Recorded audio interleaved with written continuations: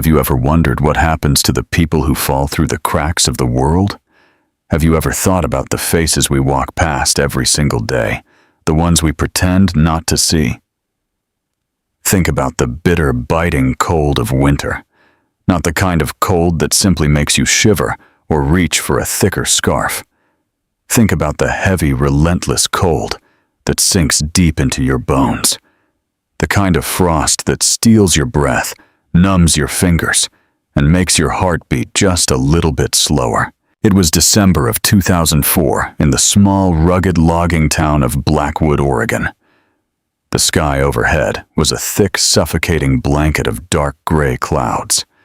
The wind howled through the narrow, empty streets, aggressive, violent, and completely unforgiving. To the hard-working people of Blackwood, the winter storm was just an inconvenience. It was simply a reason to walk a little faster, to pull their heavy coats a little tighter, to rush back to the safety of their glowing, warm living rooms. But to 12-year-old Leo Bennett, the wind was not an inconvenience. It was a predator. It hunted him in the shadows, finding every single tear in his thin, oversized jacket, whispering a cruel promise that tonight the freezing streets might finally win. Leo was currently hiding behind a large, rusted dumpster, tucked deep inside a forgotten, narrow alleyway, behind an abandoned grocery store. The icy, unforgiving concrete seeped directly through the worn-out soles of his old sneakers. He pulled his thin, trembling knees tightly to his chest, making himself as small as humanly possible. In a rough town like Blackwood, being small was a necessary survival tactic. Being completely invisible was the only way to stay safe. People simply did not like looking at things that made them feel uncomfortable or guilty. They did not want to see a young child with hollow cheeks, dirt-streaked hands, and dark eyes that had already seen far too much pain. So they looked away. They always looked away, rushing past him with their heads down. Leo understood this harsh reality perfectly. He did not ask for spare change. He did not beg for warm food, and he never cried out for help. He knew the absolute golden rule of the lonely streets. If you stay completely quiet, the world will eventually forget you are even there. His freezing, stiff fingers fumbled slowly inside his deep, frayed coat pocket. After a moment, he pulled out a heavy, dull, silver pocket watch. The glass face of the watch was severely cracked, a jagged, sharp line splitting the Roman numerals right in half. The small metal hands were frozen in place, forever stuck at exactly 4:15. It had not made a ticking sound in over 2 years. But to young Leo, this broken piece of metal was the most valuable, precious thing in the entire world. It was the absolute last piece of his late grandfather he had left to hold on to.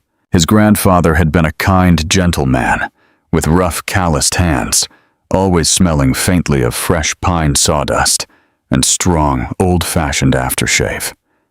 Before the illness took him, before the state foster system failed Leo, and before the cold streets became his only home, his grandfather had placed the heavy watch into Leo's small hands. He had smiled a warm, comforting smile and told him something Leo would never, ever forget. He had said that time is often broken, life is often unfair, but a person's heart must always keep beating for others. Leo gently closed his heavy eyes, slowly tracing the freezing metal casing of the watch with his numb thumb. He tried desperately to remember the comforting warmth of his grandfather's living room fire. He tried to imagine the safety of a locked door, the softness of a real bed, the feeling of simply being loved. But the sweet memories were fading slowly and tragically, being replaced by the sharp, biting reality of the winter frost. The sun finally dipped below the distant, jagged tree line, and the temperature in Blackwood plummeted instantly. The dark shadows in the alley grew incredibly long, heavy, and terrifying. Leo exhaled a shaky breath, watching the warm air turn into a thick white cloud, drifting away and vanishing into the freezing night. He forced himself to wiggle his toes inside his wet shoes. He had to keep moving. He had to stay awake. If you fall asleep when the temperature drops this low, you do not wake up. He had seen it happen before, just last winter. An older, kind, homeless man named Henry had fallen asleep near the old train tracks, wrapped only in newspaper. The very next morning, the wailing paramedics had covered Henry with a stark, bright white sheet. Leo violently shook his head, forcing the dark, morbid thought away from his mind. He clamped his freezing jaw shut tightly, his teeth chattering uncontrollably in the dark. He was strong, he told himself. He had to be strong because no one else was coming to save him. Through a small, narrow gap between the icy brick buildings, Leo quietly watched the busy main street of Blackwood. Heavy cars and thick trucks rushed by, their large tires crunching loudly on the densely packed snow. The bright golden beams of their headlights swept across the furiously falling snowflakes, creating a fleeting, almost magical dance of light in the darkness. Through the howling wind, he spotted a young mother tightly holding her small son's hand, laughing together as they rushed toward a brightly lit, warm bakery across the street. The faint, incredibly sweet scent of fresh, warm bread drifted through the freezing air, brutally teasing his empty, aching stomach. He swallowed incredibly hard, wrapping his arms around his waist, desperately trying to ignore the painful, twisting knot of extreme hunger inside him. He was just a young boy, but the cold, indifferent world had forcefully turned him into a silent ghost.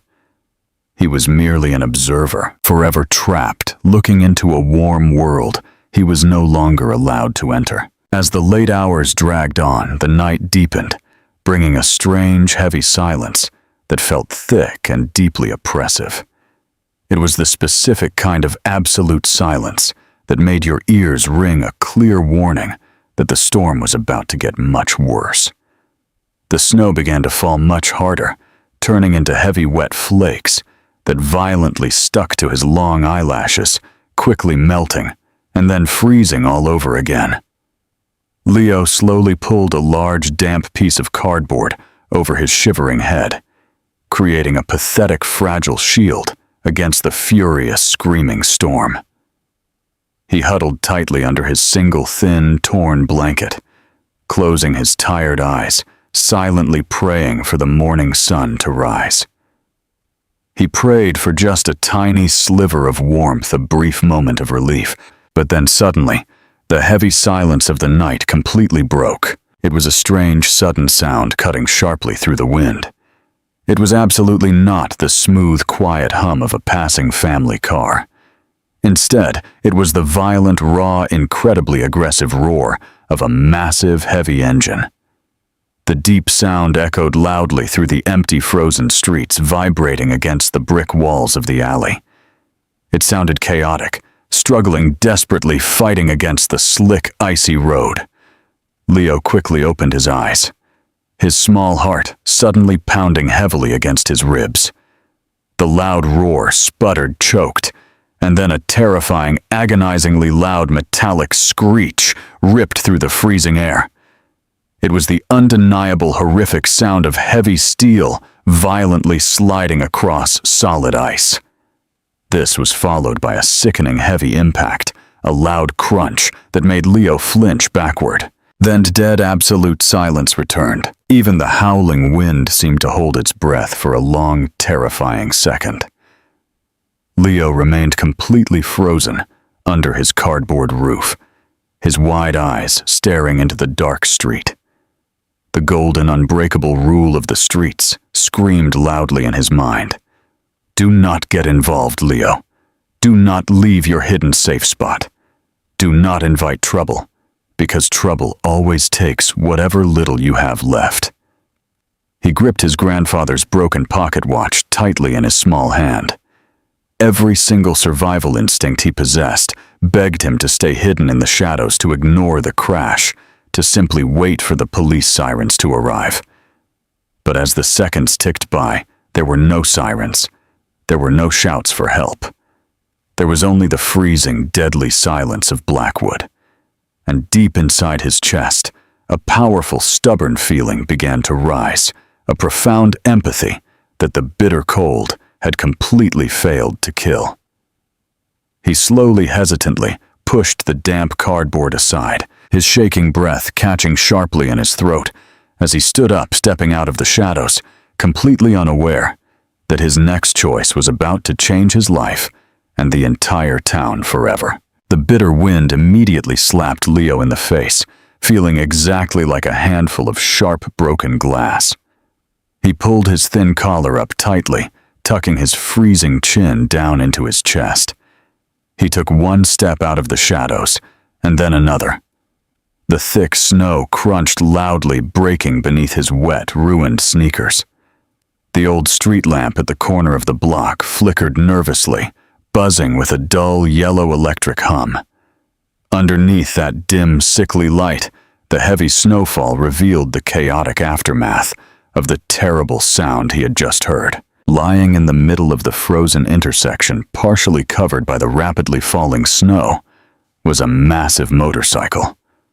It was an absolute beast of a machine.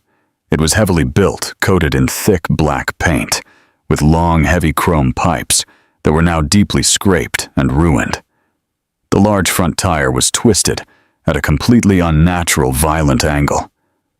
Thick, dark oil and strong-smelling gasoline slowly dripped onto the pure white snow, creating a dark, toxic puddle.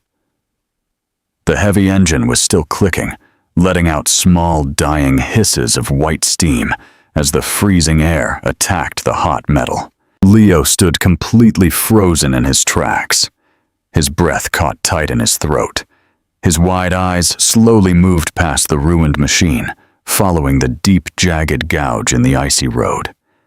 A few feet away from the heavy bike, a figure lay completely motionless in the snow. It was a woman. She was lying awkwardly on her side, her face hidden beneath the dark visor of a heavy, scratched helmet. She wore a thick, tough leather jacket, heavy dark boots, and thick riding gloves. But it was not her stillness that made Leo's stomach suddenly drop. It was the large, bold, terrifying patch stitched firmly onto the back of her leather jacket. It was a snarling wolf, wrapped in heavy iron chains. Leo instantly recognized the symbol. Everyone in the rough town of Blackwood recognized that symbol. It was the Iron Hounds. They were a massive, notorious, deeply feared motorcycle club that controlled the long highways stretching across the Pacific Northwest. People in town whispered about them in hushed, fearful voices. The Iron Hounds did not follow the law, they made their own rules, and they absolutely did not tolerate weakness. If you saw an Iron Hound on the street, you crossed to the other side. You did not look them in the eye, and you certainly did not get involved in their business. The loud voice of the street screamed in Leo's head. "Run away, Leo! Turn around! Go back to your dark alley and forget you ever saw this." If the police came, or worse, if more bikers arrived, a homeless kid lingering around an injured rider would be an easy target for blame. He took a slow, terrified step backward. He was just 12 years old. He was already freezing, starving, and completely alone. He had absolutely nothing to give, and he had everything to lose. But just as he turned his thin shoulders to run back into the dark shadows, a sudden bright flash of color caught his eye. There, lying in the dirty, slushy snow just a few inches from the woman's unmoving hand, was a small, square box. It was wrapped in bright, shiny red paper, tied perfectly with a beautiful, delicate silver ribbon. The bright red foil was stark, deeply out of place against the dark, violent wreckage, the black leather, and the gray, unforgiving winter night. Leo slowly stopped walking. He stared at the small box, his heart beating a heavy, confusing rhythm against his ribs. He took a slow, hesitant step forward entirely against his own better judgment. He kneeled down in the freezing slush, his wet knees instantly stinging from the brutal cold. He carefully picked up the small, brightly wrapped box. It was surprisingly light. Attached to the crushed silver ribbon was a small white paper tag. The dark ink was slightly smeared from the falling snow, but the rushed, messy handwriting was still visible. It read, "To Lily. I am so sorry. Love, Mom." Leo stared at the smeared ink, a massive heavy lump forming deep inside his throat. He looked from the small, delicate gift back to the terrifying, leather-clad woman lying in the snow. The fierce, intimidating image of the Iron Hounds instantly shattered in his mind. This was not just a dangerous biker. This was a mother. She was a mother traveling through a deadly, freezing winter storm, risking her own life on icy roads just to deliver a simple apology to a little girl. She was trying to fix something broken, just like Leo constantly tried to wind his grandfather's broken watch.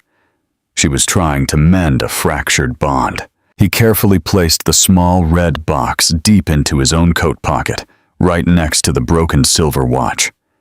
He crawled forward, closing the distance between himself and the unmoving woman. "Hey," Leo whispered, his voice cracking, sounding incredibly small against the howling wind. "Hey, lady, you have to wake up." There was no answer. The heavy wind simply screamed louder violently, tossing her dark hair around her helmet. Leo reached out with a violently shaking hand. He hesitated, his fingers hovering just inches from the intimidating biker patch.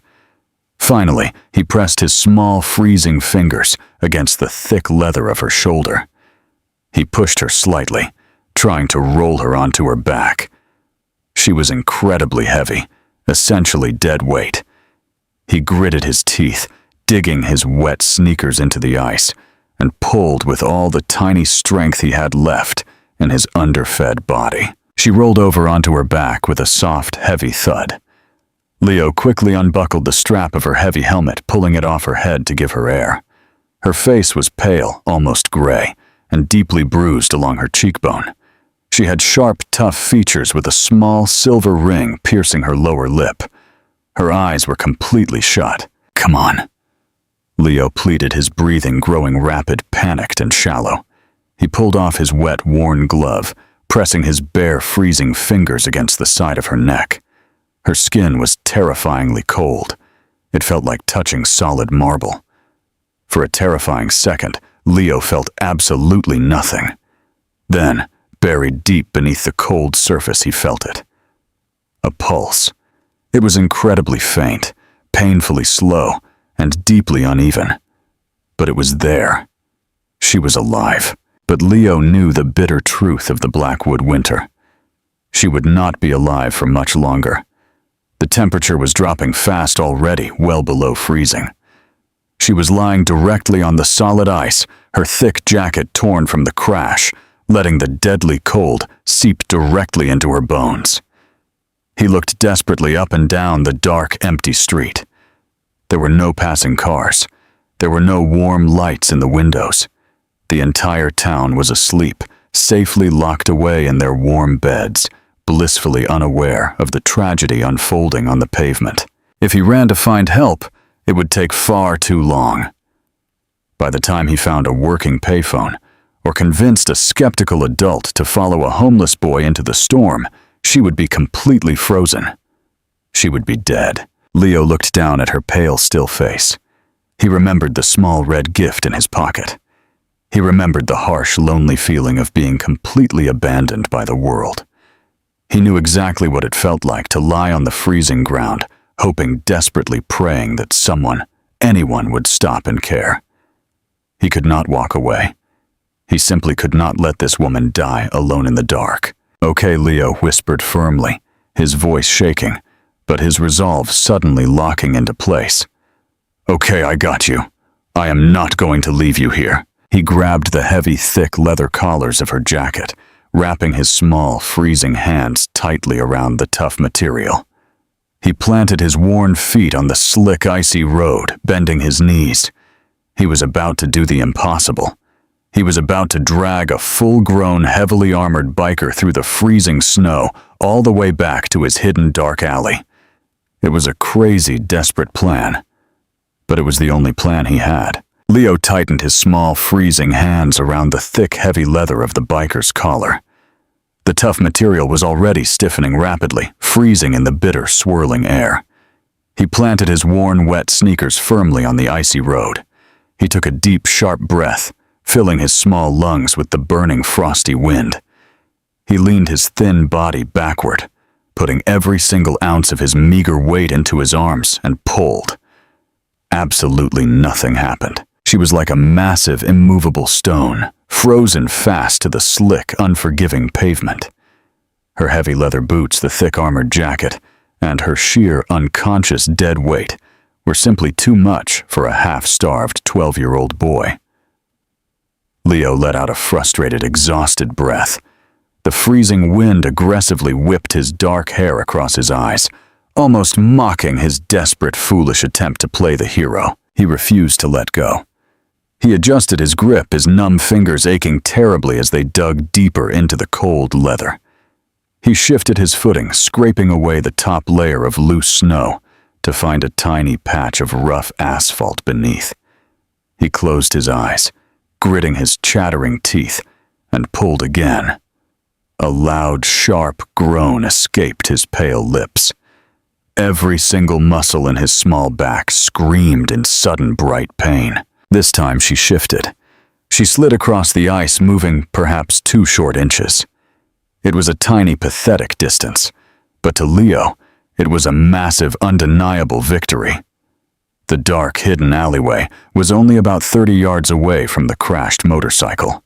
On a bright, warm summer afternoon, it was a short distance he could easily sprint in a matter of seconds. But tonight, buried in the dark heart of the violent Blackwood winter storm, those 30 yards looked like 100 impossible miles. He pulled again, dragging her another slow, agonizing inch. Then another. The heavy dark leather scraped loudly against the solid ice, a harsh, steady rhythm that matched his racing heartbeat. The physical toll was immediate, and it was absolutely brutal. His thin arms felt as if they were on fire, burning with deep, hot exhaustion. His chest heaved rapidly, fighting desperately to pull enough oxygen from the thin, freezing air. He slipped his smooth, ruined sneakers, losing their fragile grip on the ice.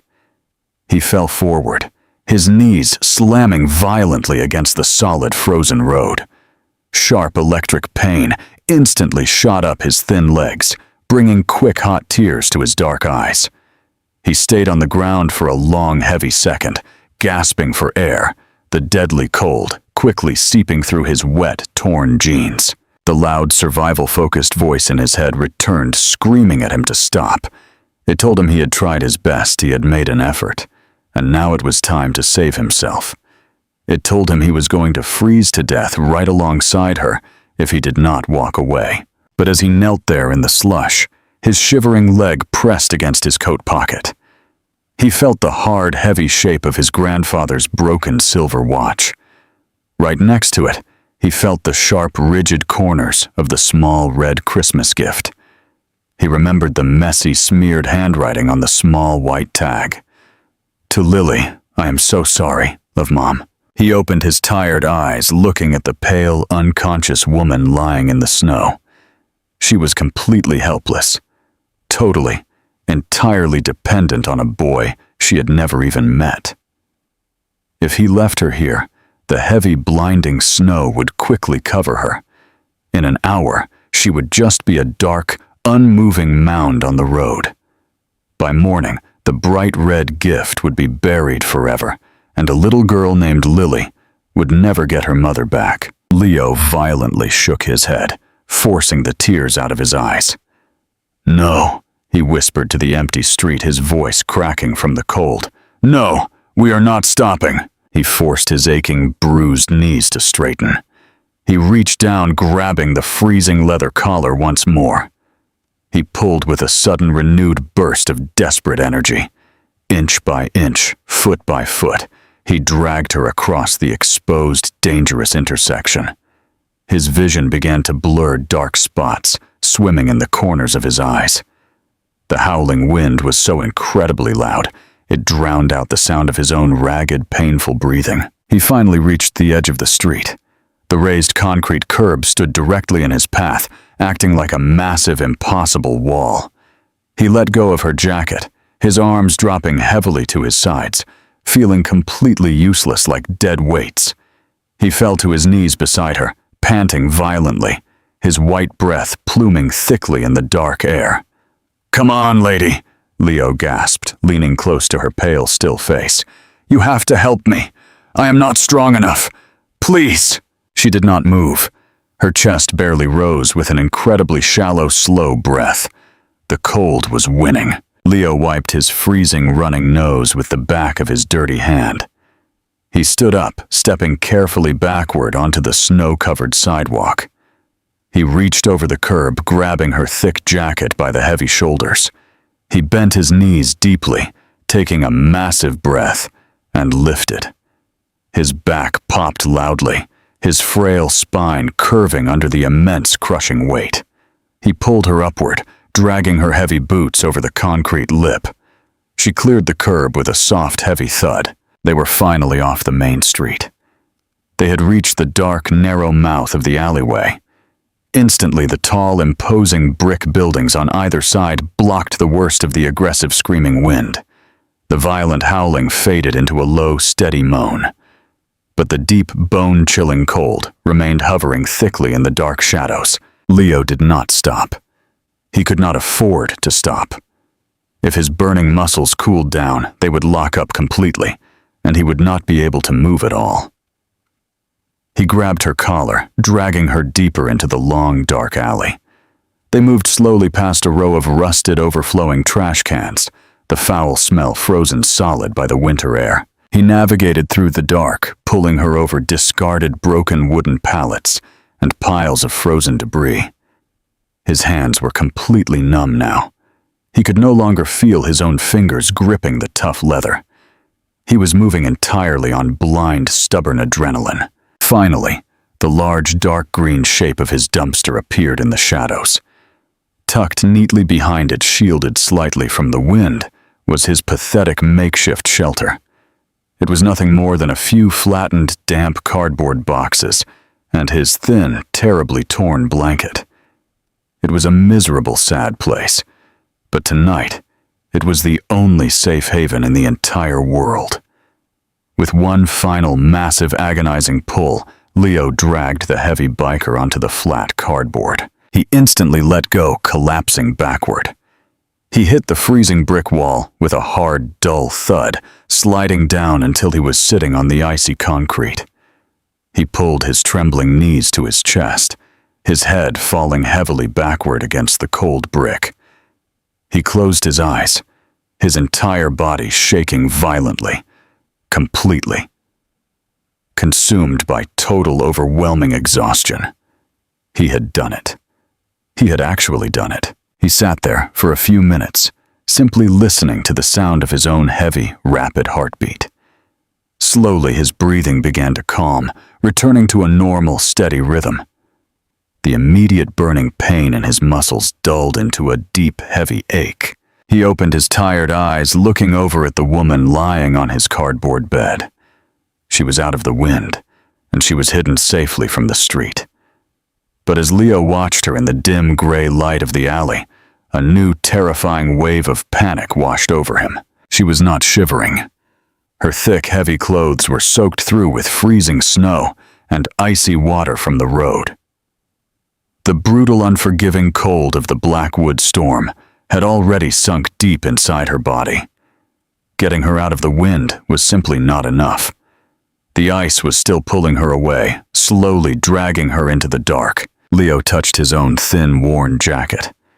It was not much, but it was his only defense against the deadly night. He knew exactly what he had to do next, and he knew exactly how much it was going to hurt. Leo sat against the icy brick wall, watching the woman intensely. Her breathing was far too shallow. Her chest barely moved beneath the thick, wet leather. The most terrifying sign was the absolute lack of movement. She was not shivering. The human body shivers to create heat, to physically fight off the freezing temperatures. When the shivering completely stops, the body has surrendered. Leo knew this dark, terrible fact perfectly well. He had learned it on these very streets. He looked down at his own thin arms. He was wearing a faded gray sweater and his worn, oversized jacket. It was barely enough to keep himself alive, but he looked at the pale, unconscious mother lying on the damp cardboard. He made his choice quickly, without a single second of regret. He reached up, grabbing the frayed collar of his jacket.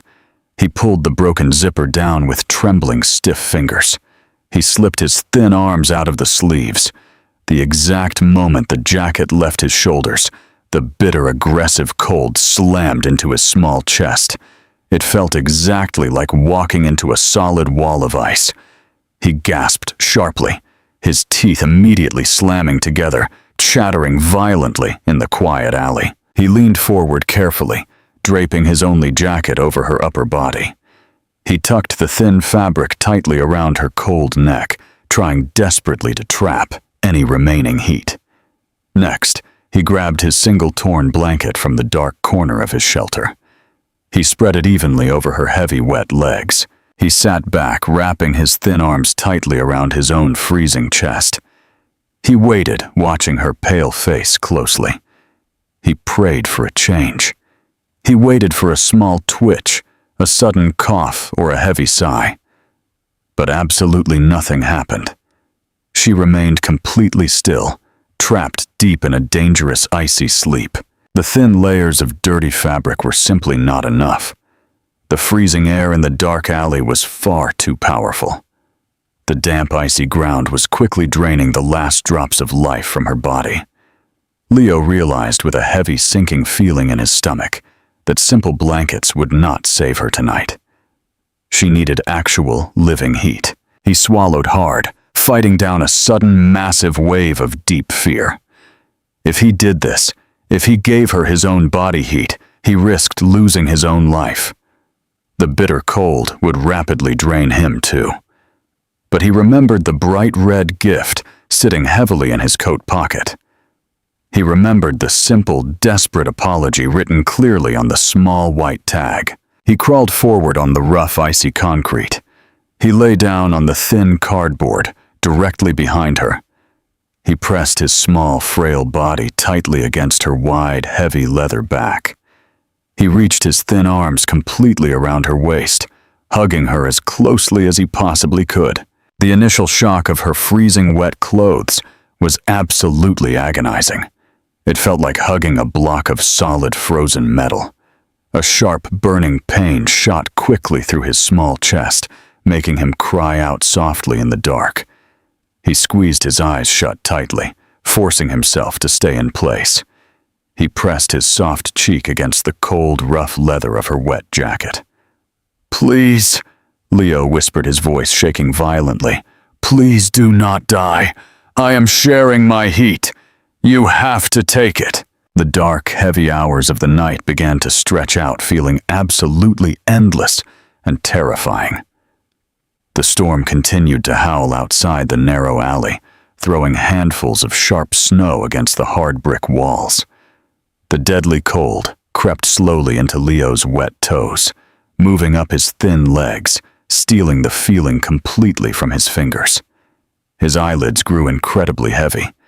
A strange, dangerous warmth began to spread through his tired mind, tempting him to simply close his eyes and fall into a deep, peaceful sleep. No, he thought, his small heart jumping with sudden sharp panic. He absolutely could not fall asleep. If he slept, they would both quietly die in this alley. He had to stay awake.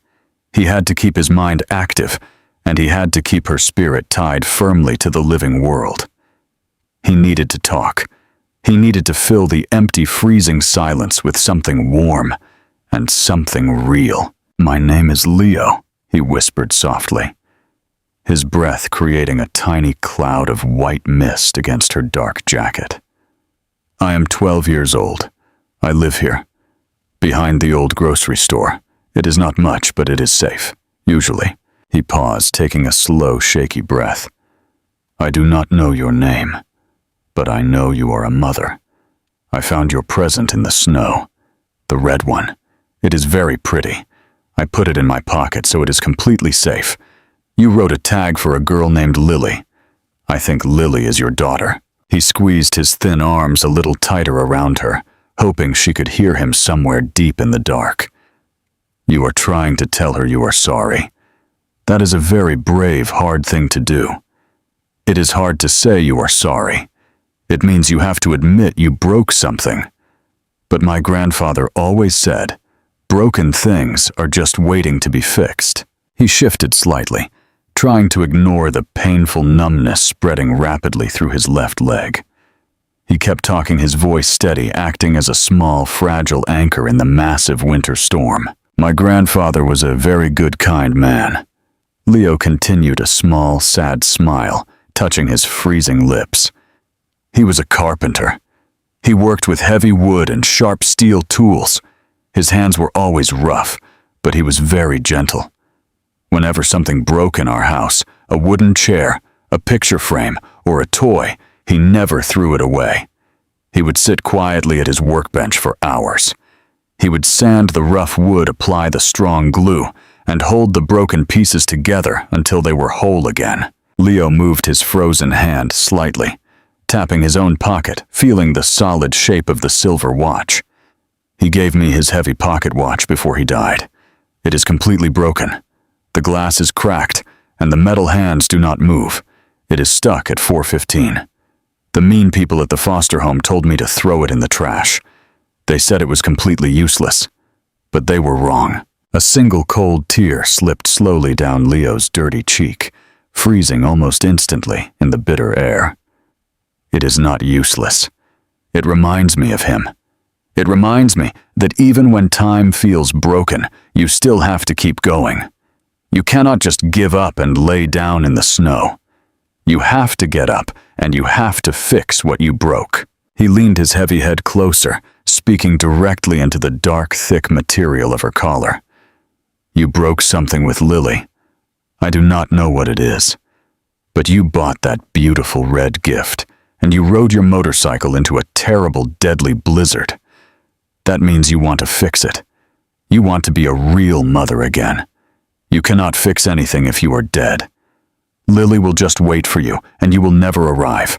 Waiting for someone who never comes is the absolute worst feeling in the entire world. Trust me, I know." The wind howled loudly, completely drowning out his small voice for a moment.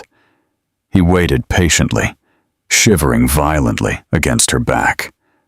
Then he felt a tiny, almost imperceptible shift. Her heavy chest rose slowly, taking a slightly deeper, longer breath. Leo's dark eyes widened in the dark alley. It was a tiny, fragile sign, but it was a sign of life. "That is right," Leo encouraged her, his voice growing a little stronger, a little more desperate. "Keep breathing.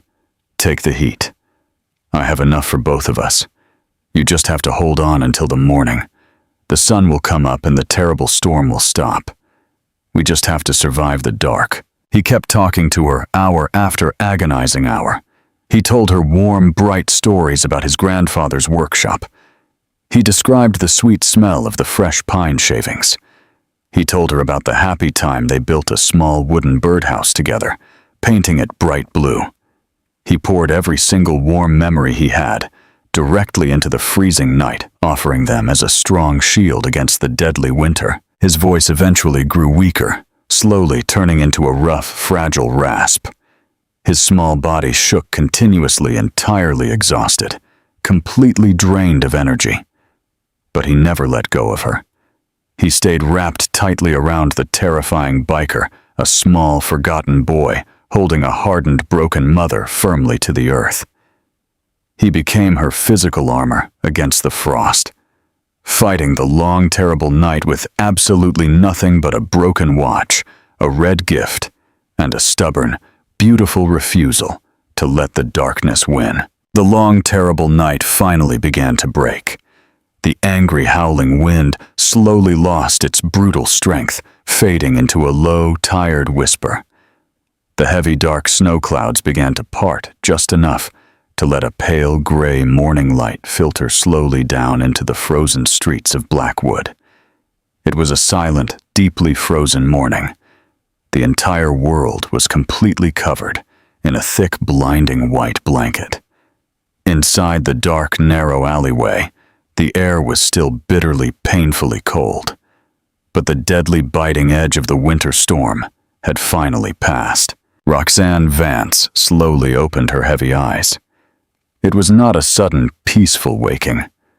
It was a slow, agonizing return to the living world. The very first thing she felt was the sharp, blinding pain. Her head pounded violently, a steady, heavy drumbeat behind her eyes. Her left shoulder throbbed with a deep, sickening ache from the brutal crash against the solid ice. She let out a low, rough groan, her dry throat feeling like cracked old paper.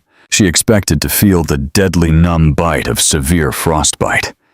She expected to be completely buried under a heavy, suffocating mound of snow, left totally alone on the icy, empty road.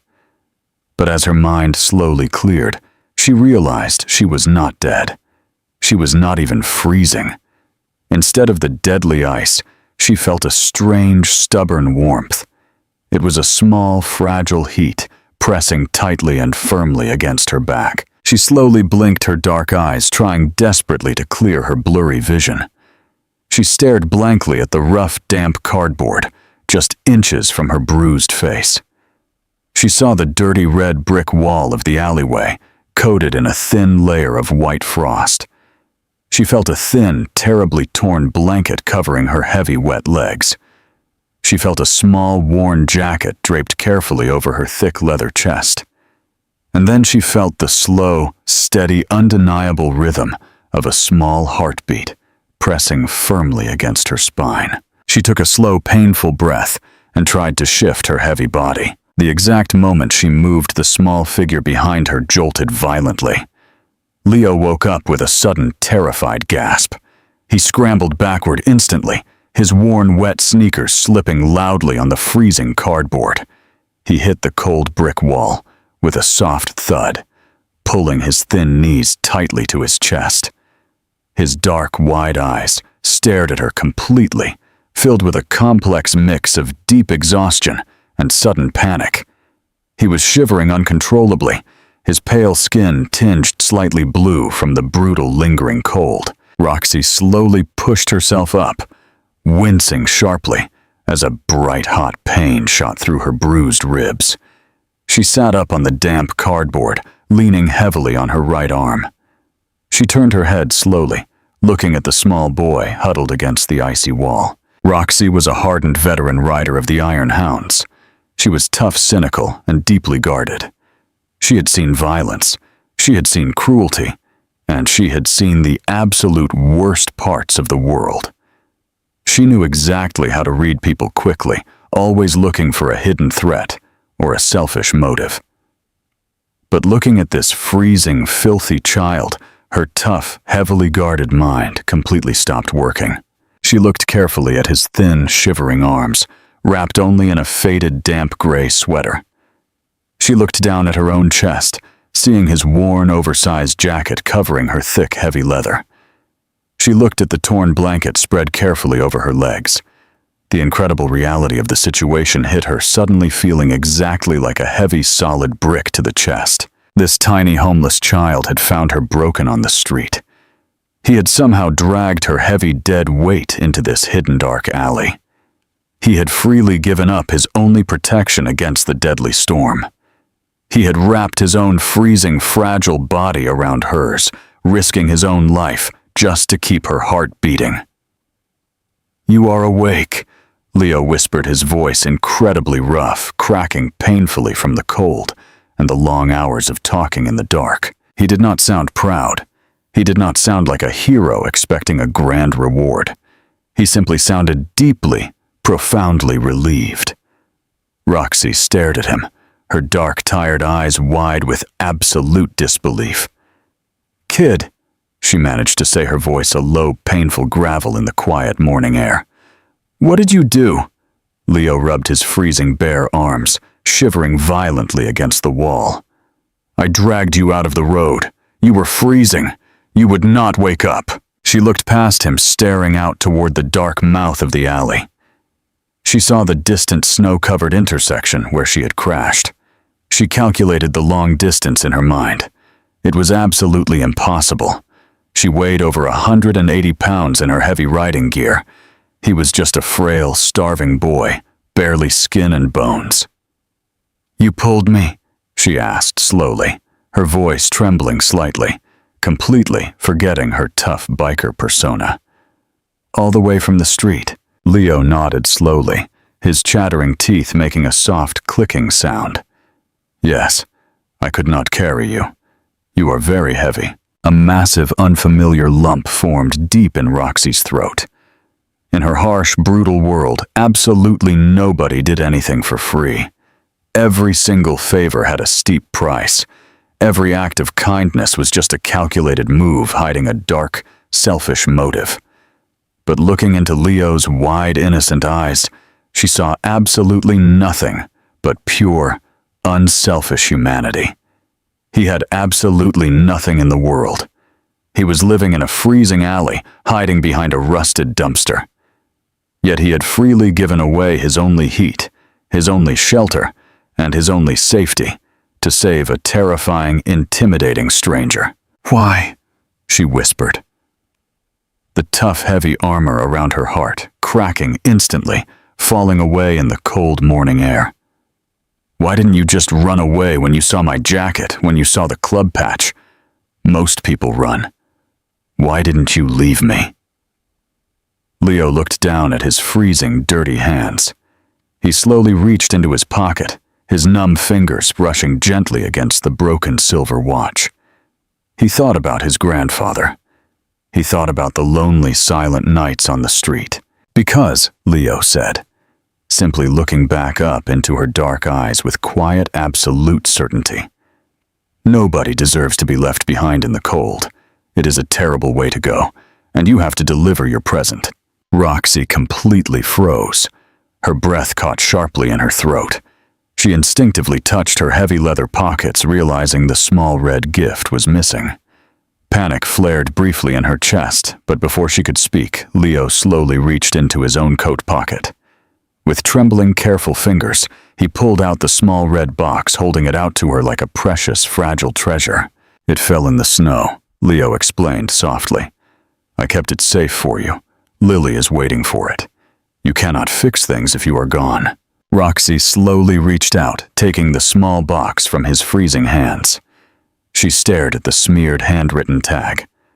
A single hot tear escaped her eye, sliding slowly down her bruised cheek, defying every single rule of the hardened biker she was supposed to be.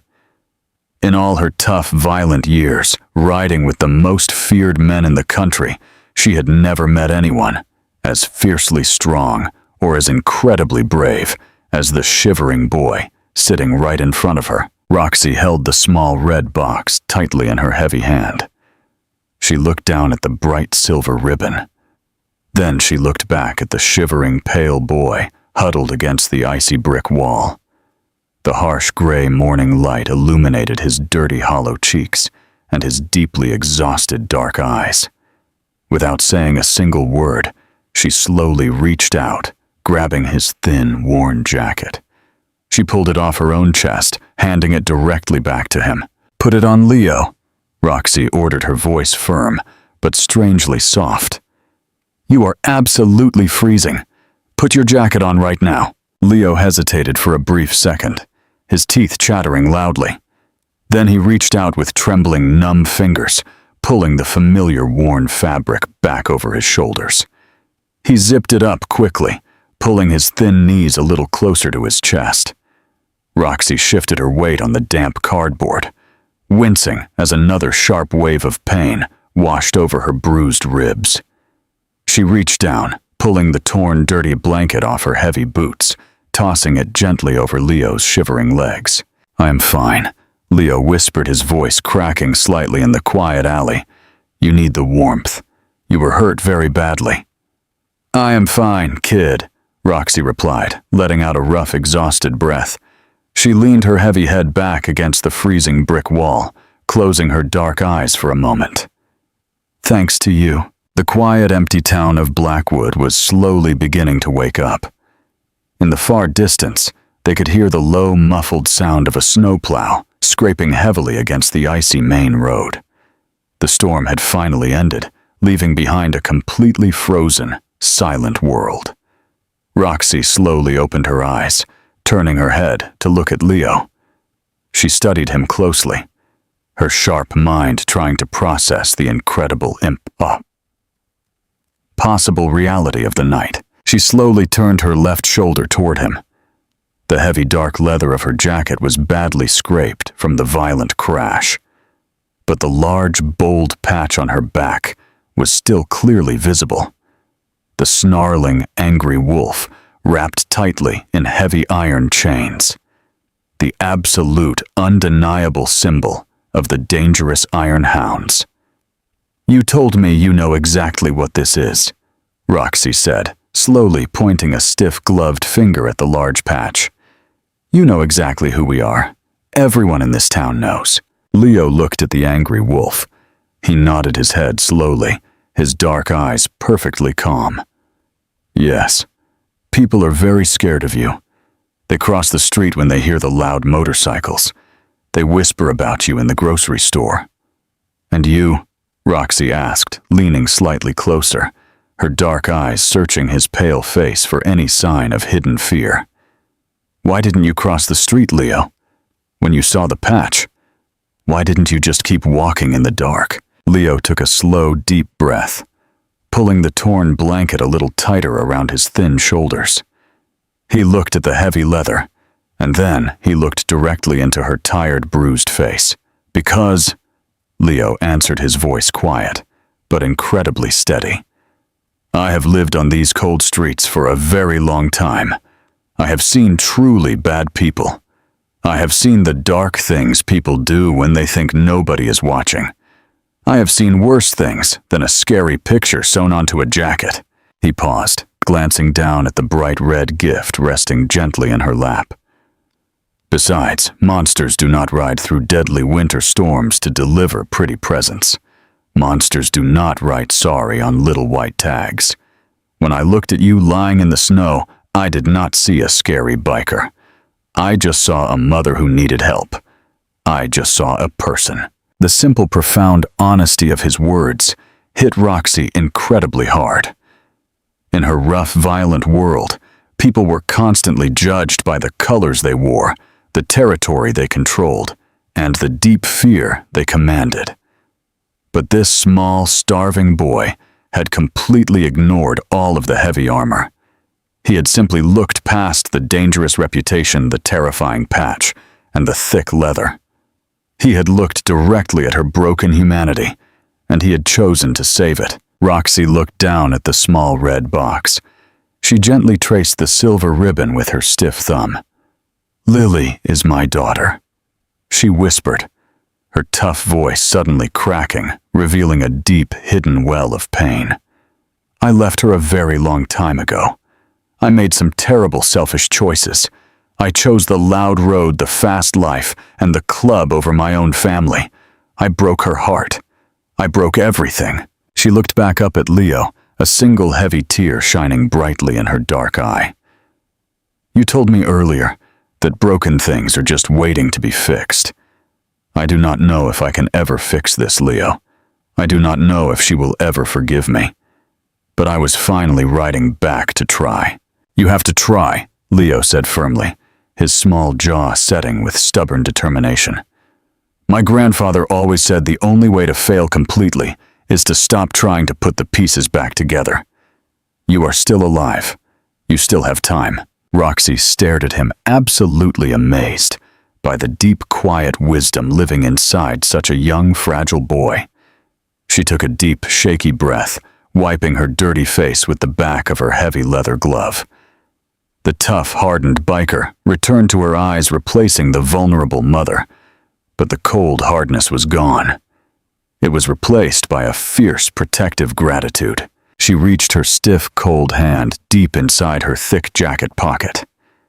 She fumbled around for a moment, her numb fingers struggling with the heavy zipper. Finally, she pulled out a large, heavy cell phone. The glass screen was badly cracked from the violent crash, resembling an intricate, broken spider web. She pressed the small power button on the side. For a terrifying long second, the screen remained completely dark. Then, slowly, a faint, dim light flickered to life. The battery icon flashed aggressively, showing only a tiny red sliver of power remaining. "Okay," Roxy muttered, her cold fingers moving quickly, pulling up a specific contact list. "We do not have much time. It is going to die any second." Leo watched her with wide, curious eyes. "Who are you calling? Are you calling the police?" Roxy let out a short, dry laugh, the sound rough and painful in her throat. "No, kid. I do not call the cops. Ever. I'm calling my family." She pressed the dial button, lifting the cracked phone to her cold ear. The line rang once. It rang twice. Then a loud, heavy voice answered the deep sound vibrating through the small speaker, even in the quiet alley. "Yeah," the deep voice barked, sounding rough, impatient, and deeply tired. "It's Roxy," she said, her voice dropping into a sharp, commanding tone that Leo had not heard before. A sudden, sharp silence fell over the phone line. Then the heavy voice returned, completely stripped of its rough impatience, replaced by a sudden, desperate urgency. "Roxy, where the hell are you? We have been riding the icy highways all night. Half the club is out looking for you. We found your fresh tire tracks ending at the frozen bridge." "I took a detour to avoid the main ice," Roxy interrupted quickly, watching the red battery light flash faster. "I went down hard. Bad crash. My bike is completely totaled." "Are you breathing?" the deep voice demanded loudly. "I am, my lord," Roxy said, looking directly at Leo as she spoke the words. "But I would not be if it was not for someone else. I am in a town called Blackwood. I am hiding in an alley directly behind the old abandoned grocery store on Main Street. Get the trucks. Bring the whole pack." "We are coming," the voice promised darkly, right before the line went completely dead. Roxy pulled the dark phone away from her ear, tossing it onto the damp cardboard. She let out a long, heavy sigh, resting her head against the cold brick. Leo watched her nervously, his thin hands pulling the blanket tighter. "Are they going to come here, to the alley?" Roxy looked at the small boy, a genuine warm smile finally breaking through her bruised, tough features. "Yes, Leo, they are coming, and when my family says thank you, they like to say it very loud." The cracked, broken cell phone lay completely dead on the damp cardboard. A heavy, profound silence slowly returned to the narrow, freezing alleyway. The dim, gray morning light began to grow slightly brighter, casting long, pale shadows across the icy brick walls. Out on the main street, the rugged town of Blackwood was finally beginning to wake up from the terrible, violent winter storm. The distant, heavy scraping of the city snowplows echoed loudly through the frozen air. The muffled, dull sound of car doors slamming shut and heavy boots crunching on the fresh snow drifted slowly into the dark alley. Normal, everyday life was completely resuming. The townspeople were rushing to their warm offices, holding hot cups of coffee, blissfully unaware of the absolute miracle that had just occurred entirely in the dark. Leo pulled his thin, worn knees a little closer to his chest. He wrapped his dirty, shivering arms tightly around his legs, pulling the torn blanket up to his cold chin. Now that the immediate, terrifying panic of the long night was finally over, a new harsh reality was rapidly setting in. The massive rush of survival adrenaline was completely fading from his small bloodstream. As the adrenaline left, It was quickly replaced by a deep, agonizing, twisting pain directly in his stomach. He had not eaten a single solid meal in over 3 days. The extreme, bitter cold of the night had burned through every single remaining calorie in his frail, underfed body. He swallowed incredibly hard, closing his dark eyes tightly, desperately trying to ignore the sharp, painful cramps stabbing at his empty stomach. He rested his heavy head against the freezing brick wall, his pale lips trembling slightly. Roxy watched him carefully in the pale morning light. The tough veteran biker was still leaning heavily against the wall, her broken ribs throbbing with a dull, steady pain. But her sharp, observant eyes did not miss a single detail. She saw the deep, dark purple circles under his tired eyes. She saw the stark, sharp lines of his hollow cheekbones. She saw the violent, uncontrollable tremors shaking his small, fragile shoulders. "When was the last time you actually ate something, Leo?" Roxy asked suddenly, her rough voice cutting sharply through the quiet alley. Leo opened his heavy eyes slowly. He looked down at his dirty, wet sneakers, feeling a sudden strange wave of embarrassment. "A few days ago," he mumbled quietly, his voice barely louder than a whisper. "The nice lady at the bakery usually throws out the stale bread on Tuesdays. But the storm came, and the heavy trash cans froze shut. I could not open them." The raw, unfiltered honesty of his quiet answer felt like a physical blow to Roxy's chest. The tough, hardened armor she had carefully built over 20 years on the violent, dangerous road completely shattered in that exact moment. She looked at this tiny, starving child. He was surviving on discarded frozen scraps of stale bread. He had absolutely nothing to his name, living like a forgotten ghost in a freezing, dirty alley. Yet when he found a dying, intimidating stranger in the snow, he did not hesitate to give away his only heat and his only safety. "Where are your parents, kid?" Roxy asked, her voice dropping into a soft, unusually gentle tone. "How long have you been hiding out here in the dark?" Leo took a slow, shaky breath. He reached into his coat pocket, his numb fingers finding the familiar, comforting shape of his grandfather's broken silver watch.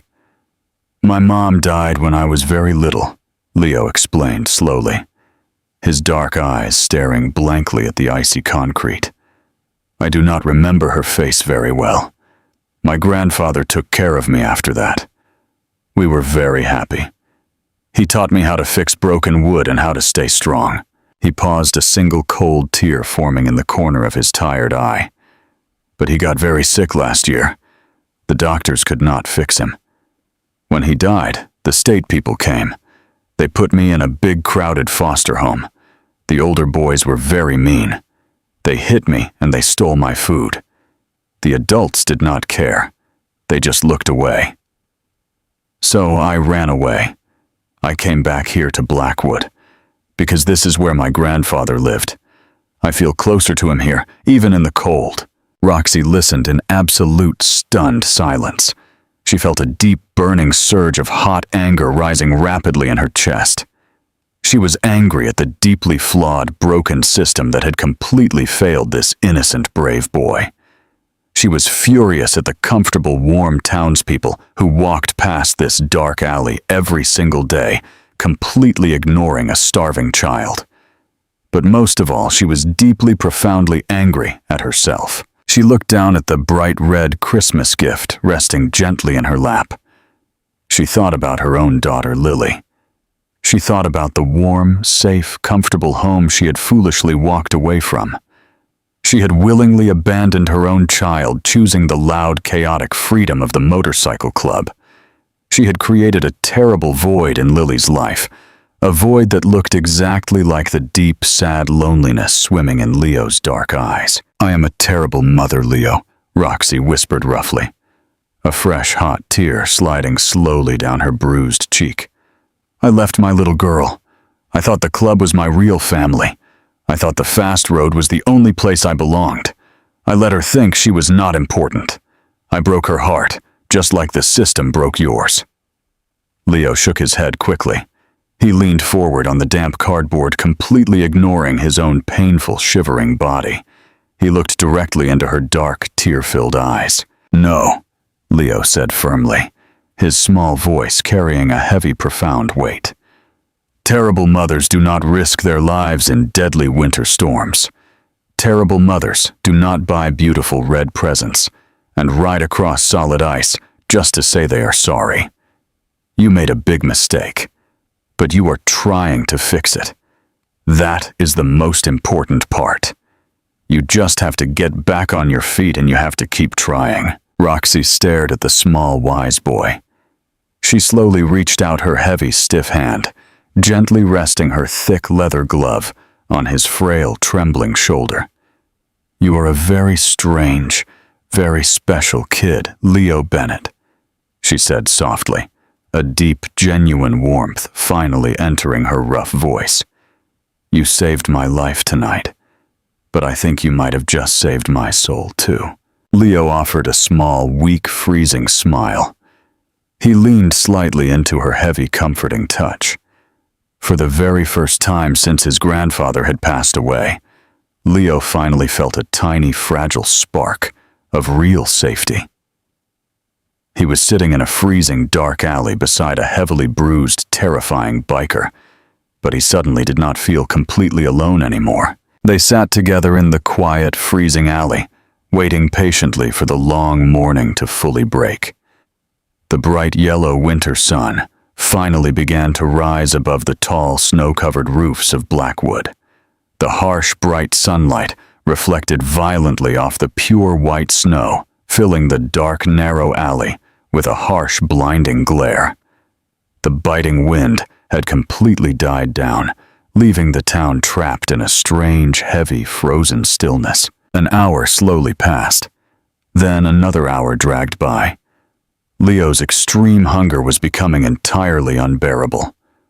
His small head felt incredibly light, and dark, dizzy spots began to swim slowly in his blurry vision. He rested his heavy cheek against his drawn knees, his breathing growing shallow and tired. "Are they really coming?" Leo mumbled weakly, his voice barely audible over the distant sound of the city snowplows. Roxy tightened her heavy grip on his frail shoulder. "They are coming, Leo," she promised firmly, her dark eyes looking intensely toward the bright mouth of the alley. "The Iron Hounds never ever abandon their own. When I made that call, I activated the entire charter. They are riding hard. You just have to hold on a little bit longer." As soon as the determined words left her pale lips, a very strange, subtle change occurred in the frozen air. It was not a sound. Not at first. It was a feeling. It was a deep, low, heavy vibration, starting deep beneath the solid, frozen ground. The loose, dirty pebbles scattered across the icy concrete floor of the alley began to bounce slightly.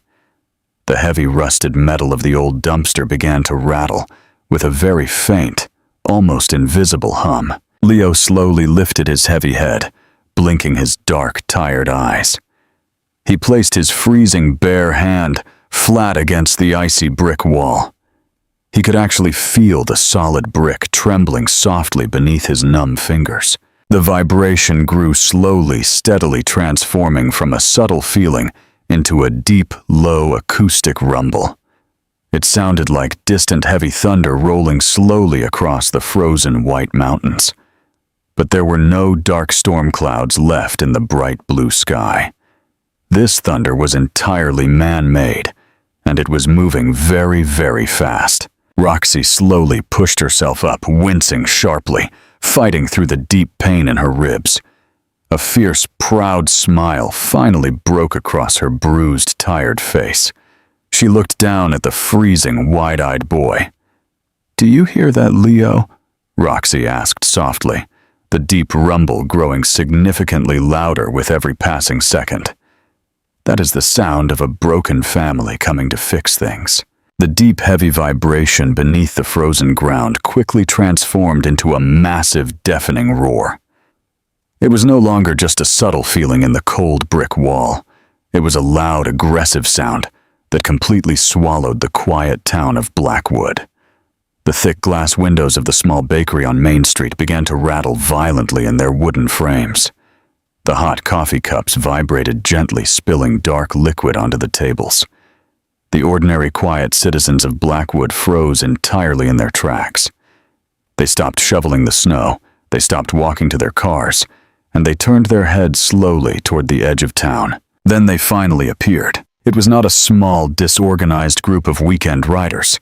It was an absolute terrifying army of heavy steel and dark leather. Hundreds of massive, powerful motorcycles poured slowly over the snow-covered hill, completely filling the wide, icy street. They rode in a perfect, incredibly disciplined formation. The loud, snarling engines roared aggressively against the bitter, cold morning air. The bright, harsh winter sunlight reflected sharply off their polished chrome pipes and their heavy, dark helmets. Every single rider wore the exact same heavy black leather jacket. Every single jacket displayed the large, terrifying patch of the snarling chained wolf. The Iron Hounds had arrived, and they had brought the entire massive charter. Inside the freezing, narrow alleyway, Leo shrank back violently against the cold brick wall. His dark, tired eyes went incredibly wide with sheer, absolute terror. He pulled the thin, torn blanket tightly over his small head, trying desperately to make himself invisible. He had seen rough, scary people on the lonely streets before, but he had never, ever seen anything like this massive, overwhelming display of raw, dangerous power. Roxy felt his small, frail body trembling violently against her side. She quickly reached out, wrapping her heavy, stiff arm tightly around his thin shoulders. "Do not be scared, Leo," she whispered firmly, her voice close to his cold ear. "I promise you, they are not here to hurt you. They are here for me. You are completely safe." Out on the icy main street, the lead rider slowly raised a massive, heavily gloved hand into the cold air. Instantly, without a single shouted order, the entire massive pack of hundreds of motorcycles came to a sudden unified stop. The incredible discipline of the violent club was absolutely terrifying to watch. The heavy engines dropped to a low, menacing, idle rumbling loudly like a pack of angry, hungry beasts waiting patiently for a command. They had stopped exactly at the icy, slick intersection. The lead rider swung his heavy, steel-toed boot over his massive motorcycle, stepping down onto the frozen road. He was a giant, deeply intimidating man. His wide shoulders completely filled the heavy leather jacket. He had a thick gray beard and sharp, cold eyes that had seen decades of brutal, unforgiving violence on the dark highways. His name was Garrett, and he was the absolute, unquestioned president of the Iron Hounds. Garrett walked slowly, deliberately toward the center of the icy intersection. He looked down at the dark, toxic puddle of oil and gasoline. He looked at the heavy, dark black motorcycle twisted and completely ruined in the deep snow. He immediately recognized the custom chrome pipes. It was Roxy's bike. A heavy, dangerous silence fell over the massive crowd of bikers. They watched their leader closely, their hands resting near their heavy leather belts, completely ready for a violent fight. They assumed she had been attacked. They assumed a rival dangerous club had run her off the icy road in the dark. Garrett knelt slowly in the slush, his cold eyes scanning the chaotic, violent wreckage. Then he saw it. He saw the deep, jagged drag marks cutting directly through the pure white snow. He saw the desperate, chaotic footprints of small, ruined sneakers slipping on the ice. He followed the long, terrible trail with his sharp eyes. The heavy drag marks led entirely away from the broken machine, moving directly toward the dark, narrow mouth of the alleyway behind the abandoned grocery store. Garrett stood up slowly. He did not say a single word. He simply nodded his heavy head toward the alley. Two other massive, heavily armed men immediately stepped off their idling bikes, falling perfectly into step directly behind him. They walked slowly across the snowy sidewalk, their heavy boots crunching loudly in the quiet morning. They stopped right at the dark entrance of the alleyway. Garrett narrowed his cold eyes, trying to see past the bright, glaring snow into the deep, dark shadows. Leo stopped breathing entirely. He pressed his thin back so hard against the icy brick wall, it actually caused a sharp pain in his spine. The giant man standing at the entrance blocked out the bright morning sun, completely casting a long, terrifying shadow directly over their damp cardboard shelter. Garrett took a slow, heavy step into the dim light. He looked fully prepared to completely destroy whoever or whatever had hurt his rider. But as his cold eyes finally adjusted to the dark shadows, he stopped dead in his tracks.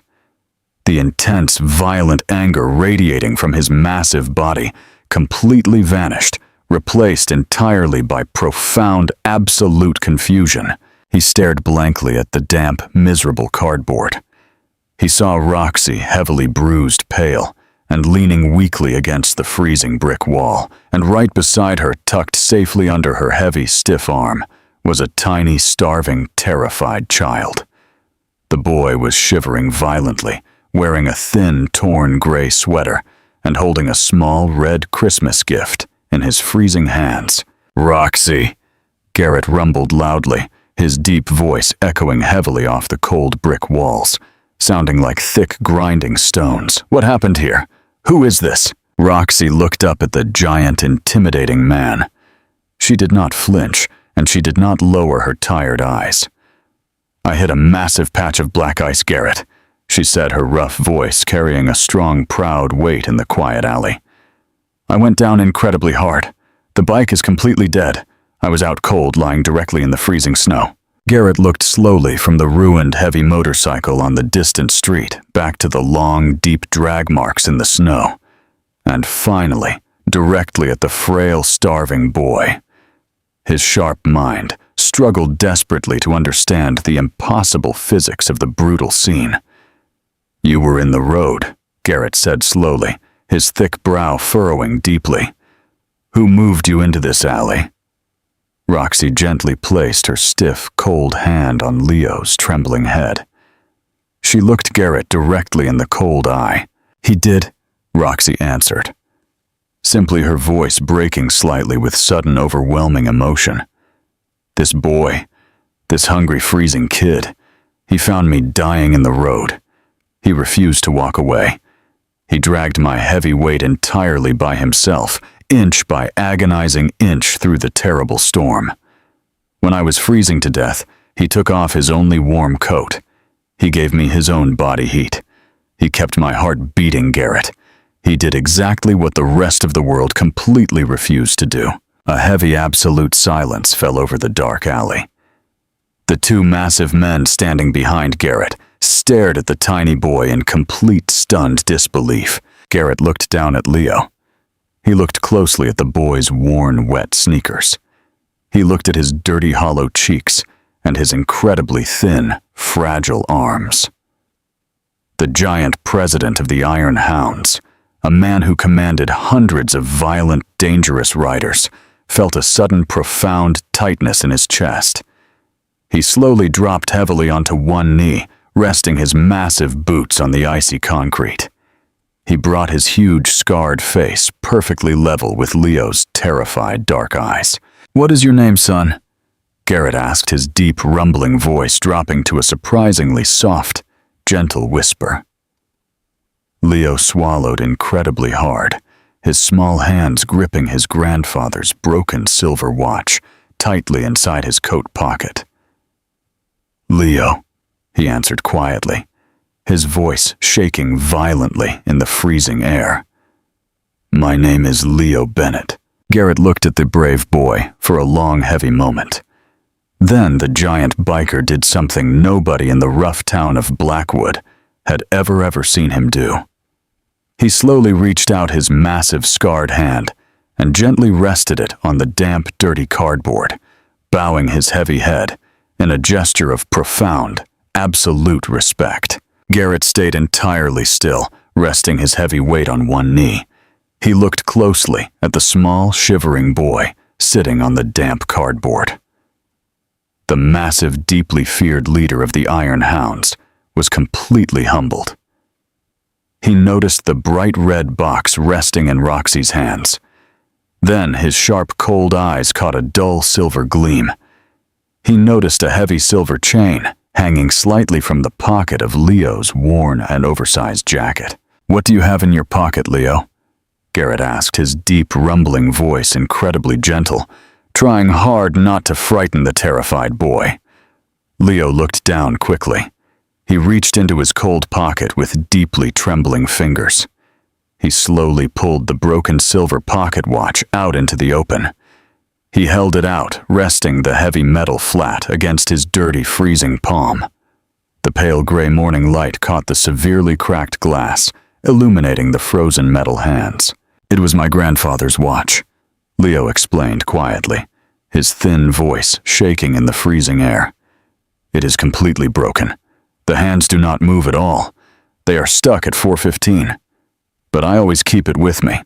It reminds me that broken things can be fixed if you just try hard enough." Garrett looked at the shattered glass face.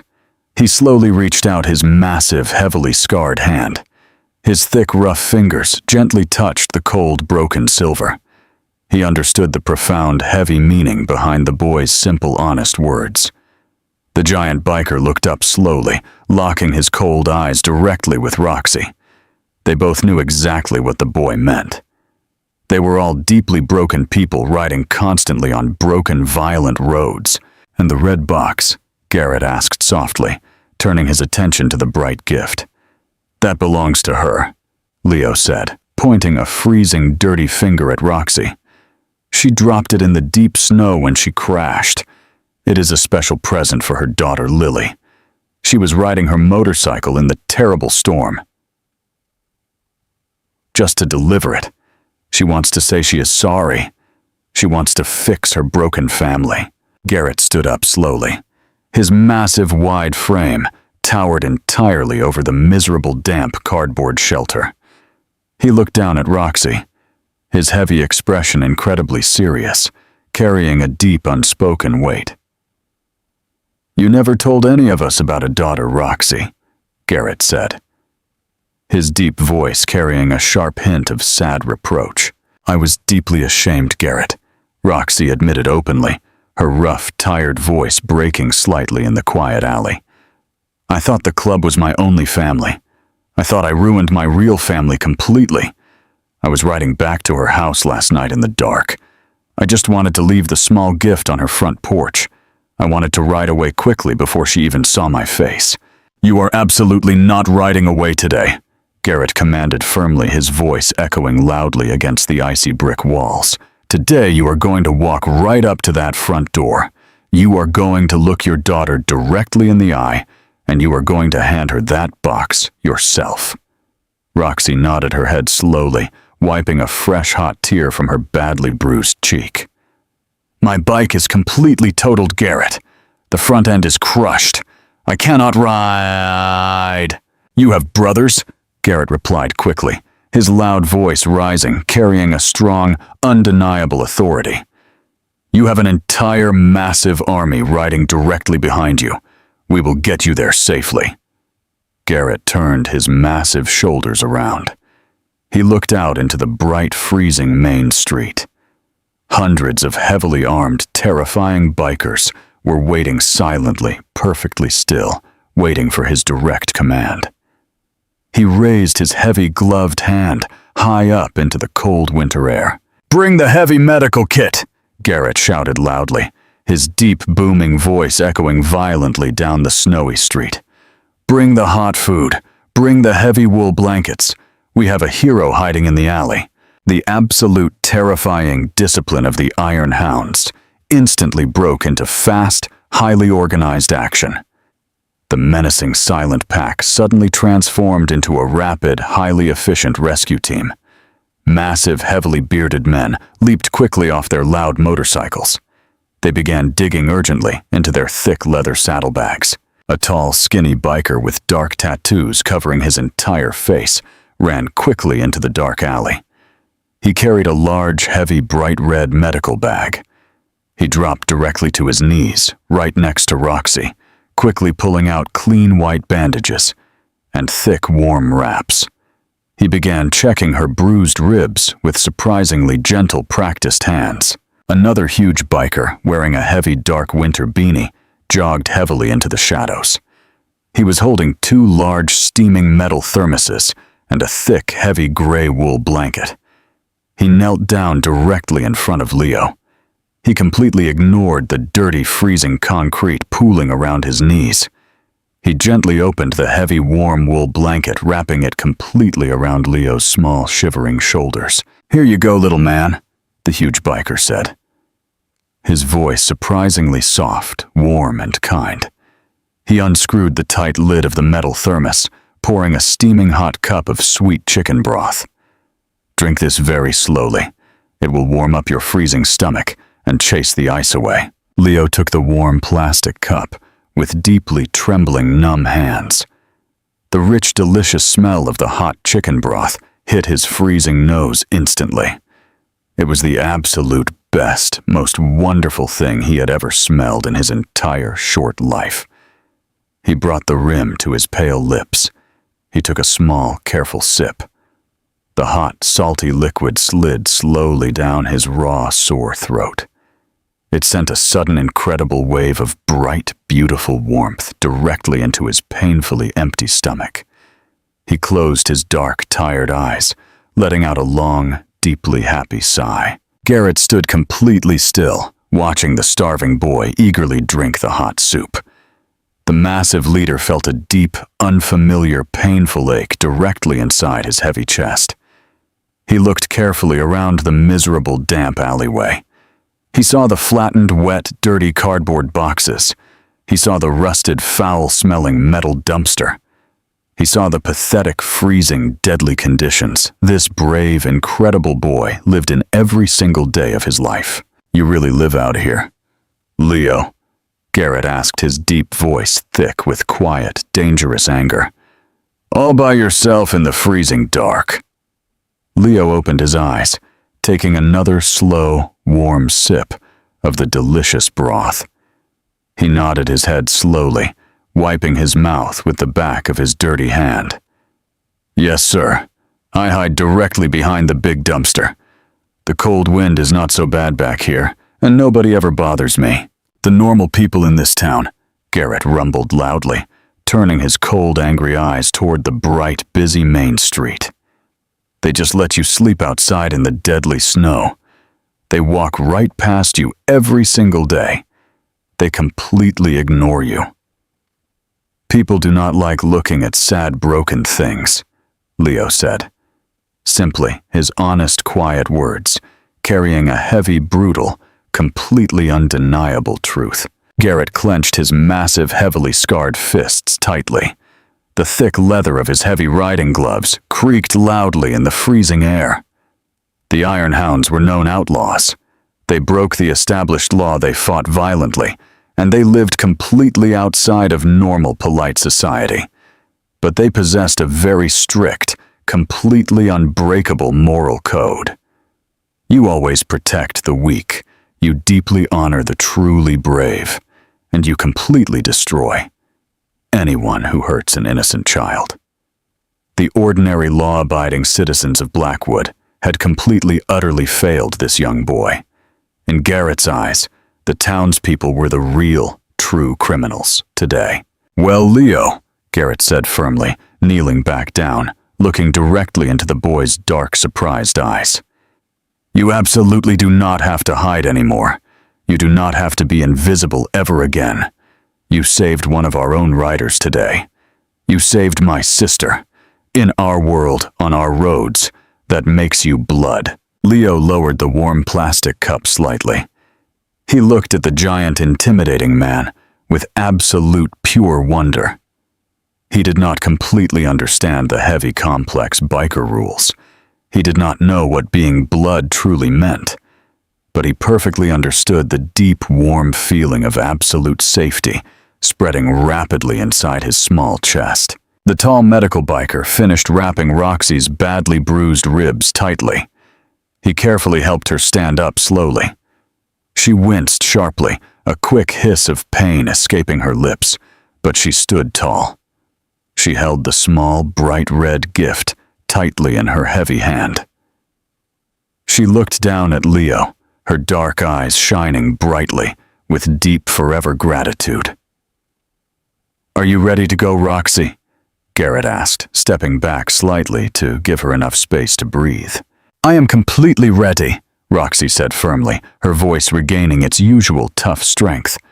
"But I am absolutely not leaving him here. I am not leaving this brave boy in this freezing alley." Garrett smiled broadly, a wide, fierce, truly happy grin breaking completely through his thick gray beard. "Nobody is leaving him, Roxy. The hounds ride together." Garrett reached his massive hands down, placing them gently but firmly directly under Leo's thin, frail arms. With absolutely no physical effort at all, he lifted the small, shivering boy completely off the freezing, dirty ground. He stood Leo gently on his worn sneakers, keeping a strong, highly protective hand resting squarely on his frail, narrow shoulder. "Come on, Leo," Garrett said, his deep voice echoing with absolute comforting authority. "Let us get out of this dark, cold alley forever. You have a very important, beautiful delivery to help make today." They walked slowly out of the dark, freezing alleyway. Garrett kept his massive, heavy hand resting gently on Leo's thin shoulder. Roxy walked closely behind them, holding her bruised ribs carefully with one hand and clutching the bright red gift tightly in the other. The bright, blinding winter sunlight hit Leo directly in the face. He squinted his dark eyes, pulling the heavy wool blanket a little tighter around his shivering neck. He took a hesitant, nervous step onto the snowy sidewalk. The main street of Blackwood was completely unrecognizable. It was no longer a quiet, peaceful logging town. It was entirely, completely overrun. It was a massive, endless river of dark leather, polished heavy steel, and loud, snarling engines. Thousands of dangerous, heavily armed bikers had arrived. They lined both sides of the snowy, icy street. They filled the entire intersection, blocking all normal traffic entirely. Garrett guided Leo slowly to the center of the road. He stood tall, looking out over his massive, violent family. The Iron Hounds watched their giant president closely. They saw the pale, injured Roxy standing behind him, and they saw the tiny, starving boy shivering in the bright sunlight. Garrett raised his heavy, leather-clad hand high into the freezing air. Instantly, the loud, aggressive roaring of thousands of heavy engines died. The bikers reached down in perfect unison, turning off their massive machines. A sudden, heavy, incredibly profound silence fell over the entire town. It was a tense, dangerous quiet. The ordinary citizens of Blackwood peeked nervously through the thick glass windows of their warm shops, completely terrified of the outlaw army. Garrett lowered his hand slowly. He looked at the endless sea of tough, scarred faces. He did not shout. He did not need to shout. His deep, rumbling voice carried perfectly through the crisp, cold morning air. "Listen to me." Garrett began, his words heavy and serious. "This is Leo. He is 12 years old. He has been living completely alone, hiding in a freezing alley directly behind us. Last night, our sister Roxy went down hard on the ice. She was completely unconscious. She was freezing to death in the dark." Garrett paused, letting the heavy words sink in. He placed both of his massive hands gently on Leo's small, frail shoulders. "The good, polite people of this town stayed safely inside their warm houses." Garrett continued, his deep voice filling with a sharp, dangerous anger. "They drove right past her. They ignored her completely. But this young boy did not. He dragged her heavy weight out of the dangerous road. He gave her his only warm coat. He used his own body heat to keep her completely alive. He risked his own life to save one of our own." The thousands of bikers stared directly at Leo. They looked at his torn, ruined sneakers. They saw his dirty, hollow cheeks. They perfectly understood the incredible, impossible sacrifice this starving child had made.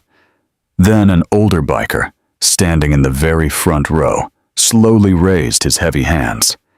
He was a huge man, with a long white beard and thick, heavy scars across his nose. He brought his thick leather gloves together in the quiet air.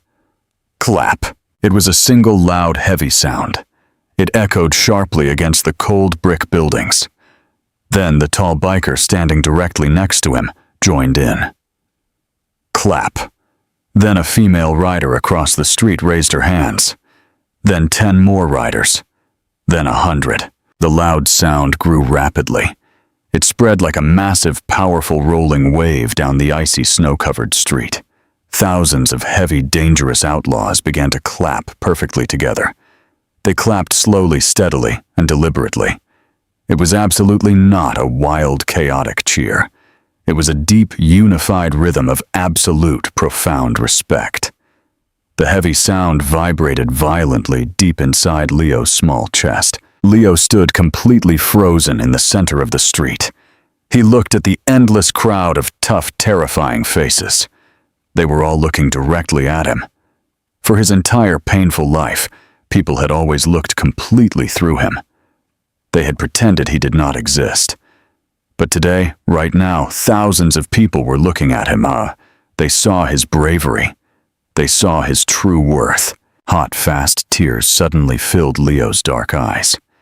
He wiped his dirty cheeks quickly with the back of his freezing hand.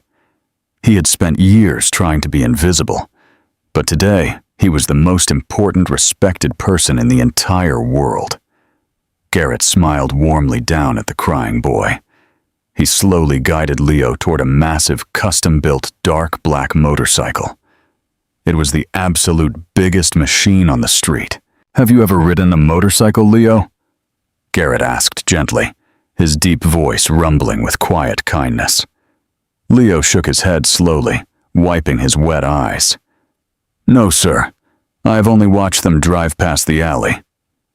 Garrett reached deep into his heavy leather saddlebag. He pulled out a small, thick, dark leather vest. It was a custom spare, usually kept safe for the younger members of the club family. He unfolded it carefully. He draped it gently over Leo's thin, shivering shoulders.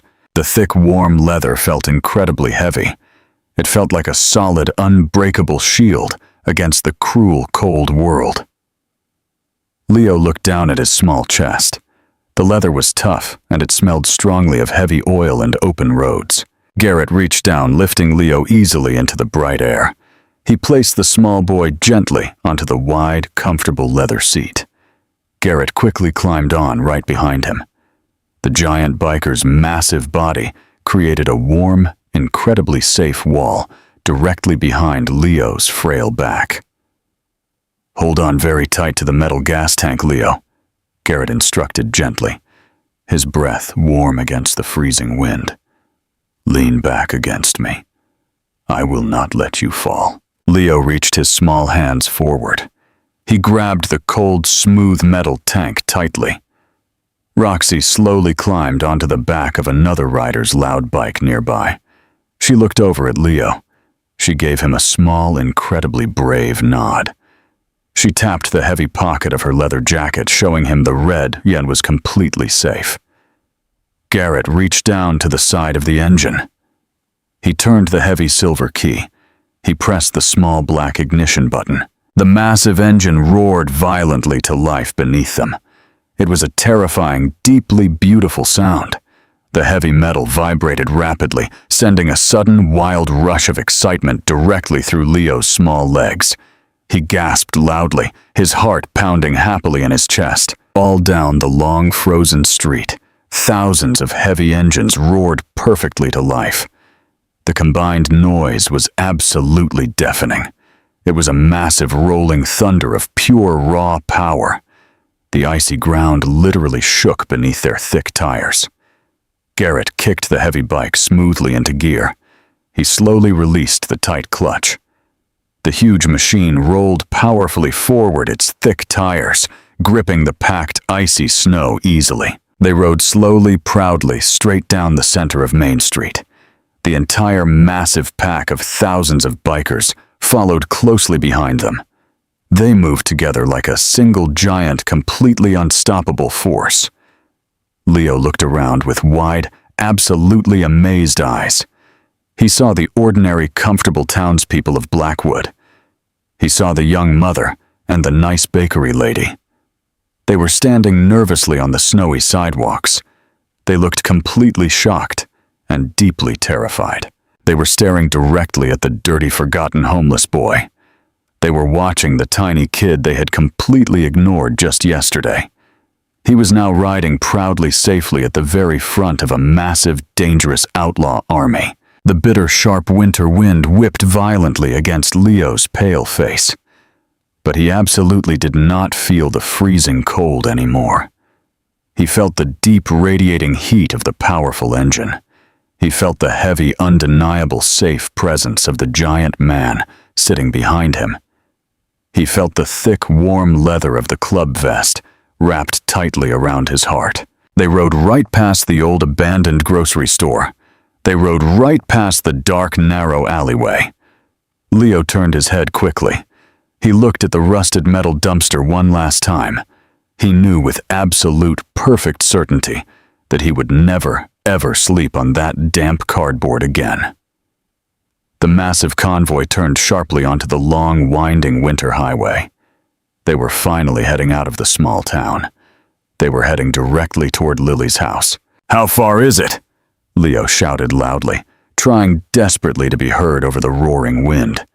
"Just a few miles up the mountain, Leo," Garrett shouted back, his deep voice carrying easily over the loud engine. "We are going to make things right today. We are going to help her fix the broken pieces." Leo smiled. It was a genuine, bright, completely happy smile. He reached his small left hand deep into his coat pocket. He touched his grandfather's broken silver watch. The hands were still stuck at 4:15. But for the very first time in a long time, Leo felt like his life was finally moving forward again. The massive, heavy motorcycle carved smoothly through the thick winter snow. The long, winding highway stretched far out ahead of them, cutting directly into the heart of the towering White Mountains. For the very first time in his entire life, Leo Bennett was not walking slowly with his head down. He was not hiding in the dark shadows, desperately trying to avoid the cruel, judging eyes of the world. He was flying. He was riding at the absolute front of a terrifying, powerful army, completely surrounded by a fierce wall of loyal, protective giants. The cold winter wind whipped aggressively against his pale cheeks, but it no longer felt like a cruel punishment. It felt like absolute, pure freedom. The heavy, dark leather vest wrapped around his small shoulders acted like a magic, impenetrable shield. The massive, roaring engine beneath him vibrated with a deep, steady rhythm, matching the fast, excited beating of his own heart. He leaned his frail back firmly against Garrett's massive chest. The giant president of the Iron Hounds sat tall and completely unmovable, guiding the heavy machine with perfect, effortless control. Leo looked to his right side. Riding completely parallel to them, just a few feet away, was Roxy. She was sitting quietly on the back of another large motorcycle. The fierce, intimidating biker armor she usually wore was entirely gone. Her dark eyes were fixed firmly on the long road ahead, completely filled with a deep, heavy anxiety. She was holding her bruised, painful ribs tightly with her left hand. Her right hand was tucked safely inside her thick leather jacket, fiercely protecting the small, bright red Christmas gift. She had survived a brutal, deadly crash on the solid ice. She had survived the freezing, unforgiving night in the dark alley.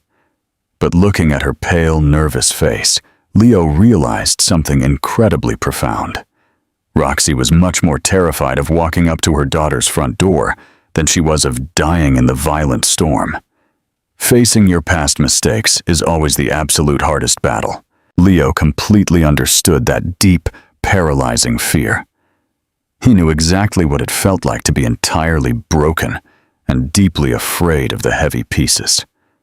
But he also knew what his kind grandfather had taught him.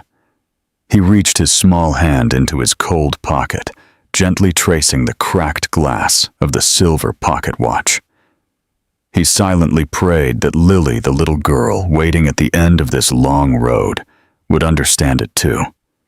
He prayed she would be willing to accept the broken pieces of her mother. The massive, endless convoy of thousands of motorcycles moved together like a single giant black snake winding through the pure white snow. It was a completely breathtaking, incredible sight. The harsh, bright winter sun reflected brilliantly off the heavy chrome exhaust pipes, creating thousands of bright, blinding flashes of light. The deep, unified roar of the massive engines echoed loudly off the tall, snow-covered pine trees, temporarily drowning out the quiet, frozen stillness of the beautiful mountain. They rode past empty, snow-covered fields and frozen, dark blue lakes. The brutal storm had completely buried the entire landscape under a thick, heavy blanket of white snow. But the sheer, raw power of the Iron Hounds easily conquered the icy roads. They rode with absolute terrifying discipline. Nobody broke the tight formation. Nobody rode ahead of their massive president. They moved with a deep, profound respect for the heavy task at hand. They were not just riding for the thrill of the open road today. They were riding on a critical, sacred mission to heal a severely broken family. As the long miles slowly rolled by, Leo felt a deep, heavy exhaustion slowly returning to his small body. The intense, chaotic adrenaline of the morning was finally fading away.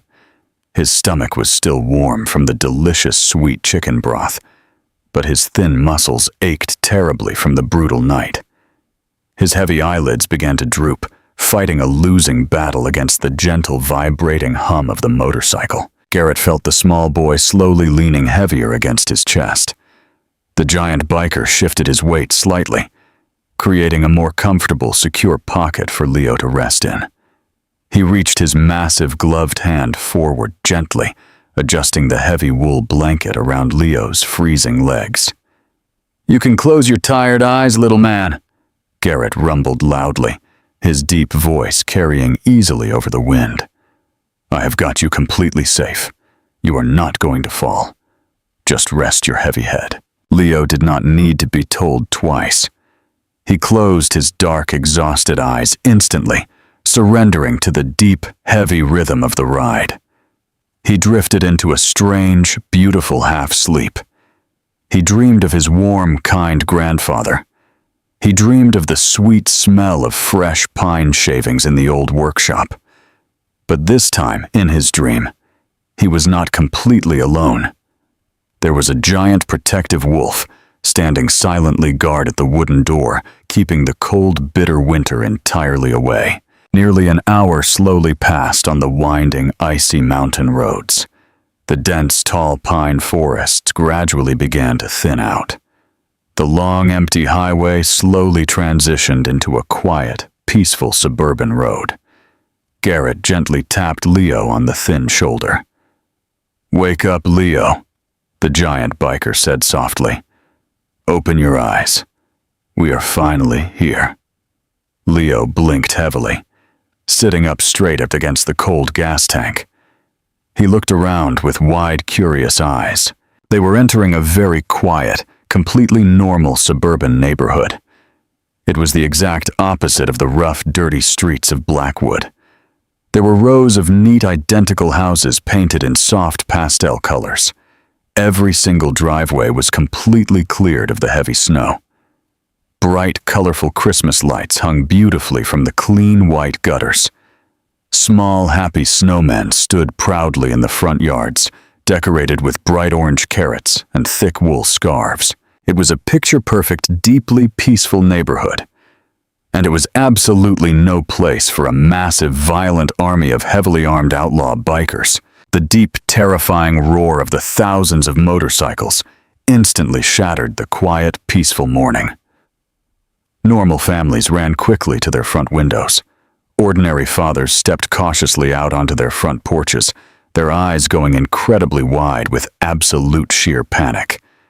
They stared at the endless sea of dark leather-heavy chains and intimidating scarred faces slowly rolling down their quiet, snowy street. Garrett did not care about their frightened, nervous stares. He kept his cold eyes focused entirely straight ahead. He was looking for a very specific small blue house at the very end of the long cul-de-sac. He found it. It was a modest, simple house with a white wooden fence and a small, snowy front porch. Garrett raised his heavy hand into the air one final time. The massive, endless convoy slowly rolled to a perfect unified stop directly in front of the small blue house. Thousands of heavy boots hit the icy pavement at the exact same time. Thousands of loud engines were killed simultaneously. The sudden absolute silence that followed was incredibly heavy and deeply tense. Garrett slowly turned his heavy motorcycle off. He reached down carefully, lifting Leo off the wide seat and setting him gently on the snowy sidewalk. The giant president stood up, smoothing his thick leather jacket. He looked over at Roxy, who was slowly climbing off her bike, her face completely pale, with deep, overwhelming fear. They had finally arrived. The long, brutal journey through the deadly winter storm was officially over. But the true emotional battle, the fight to fix a broken heart, was just about to begin. The absolute silence on the quiet suburban street was incredibly heavy. It was a thick, tense, quiet feeling, almost suffocating in the bright morning air. Thousands of dangerous, heavily armed outlaws stood completely still.